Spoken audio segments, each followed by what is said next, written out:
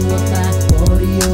त्यस्तै हुँदै हुँदै गयो पहिले राम्रो ठिकै थिए तर पछि बानी बिग्रिँदै गयो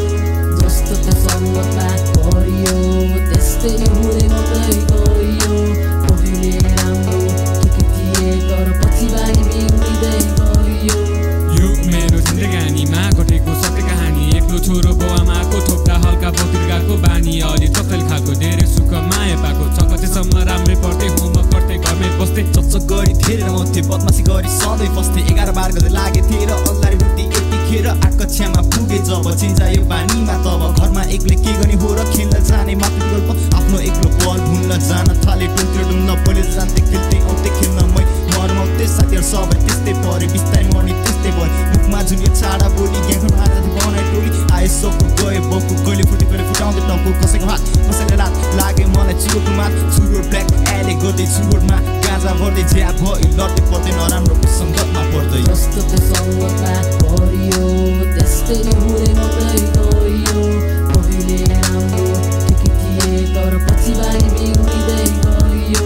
नराम्रोसँग हिँड्दा हिँड्दा नराम्रो नै भयो छाडा बोल्न चुरो तान्न सबै सिक्दै गयो स्कुलबाट जब घर आउँथे ब्यागलाई एउटा कुनामा बाँध्दै लुगा फेर्दै खाता खान्थे होमवर्क बार जक्सन जान्थे नराम्रोको सिक्री बिस्तारै म बिग्री ट्यापे गजेडी चुरोटे ग्याङ्स्टर भई निस्किए गाँचको बाउ मालेको फ्यान तान्ने विटबाट जाओस् ज्यान यस्तै कुरामा चाहिँ धेरै ध्यान पढ्नुपर्छ भने आएन ज्ञान पढाइलाई त बाले दिएन टेन्सन मतलब केही थिएन पढाइ मेरो खत्तम भयो खस्किँदै बिग्रिँदै गयो डे बाई डे देखिहालेन बाउको बे नसोचे परिणाम हुन्छ के लगातार बन खाँदै मात लाग्यो बम खाने स्कुल जान मन नलाग्ने अलिअलि डर त हुन्थ्यो मनमा गइदिन्थे तर साथीको घरमा साथी खर्को कि त फाली खल्तीबाट तास निकाली दिनमा तास खेल्दै बस्दै हामी मोज मस्ती मजा जामी छ्याङ्नीका चाट रक्सी राम्रो भ्याट नाच्छन् गटी प्रजा उठिने जोस छैन दिनभर टिपमा होस् छैन फर्स्ट मिस्टेक छाडा बोल सेकेन्ड गल्ती झडम हिँड्नु थर्ड स्लिप अफ चुरोट तान्नु फोर्थ भुल बस्नु स्कुल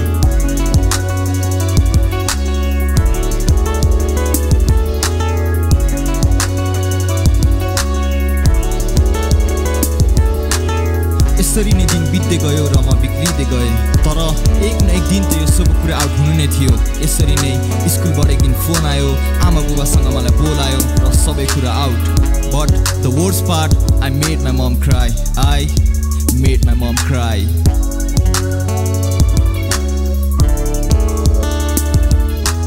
आमालाई माथुरिँदै देखिँदै मापी खान्छु कसम यस्तो हुनको दाबी त्यो खरा बाटोमा हिँड्दिन कहिले राम्रो सत्य बाटोमा हिँड्छु जहिले I'm really sorry आमा I'm really sorry I'm really sorry आमा I'm really sorry I'm really sorry आमा I'm really sorry I'm really sorry आमा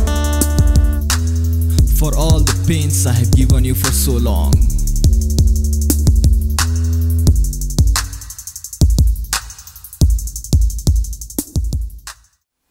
Hello everyone, we are Infrared.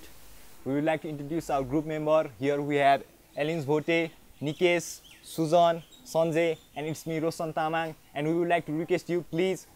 like it, share it and subscribe it. And at last we want to give a big thanks to PMST Nepal. Hats off to them.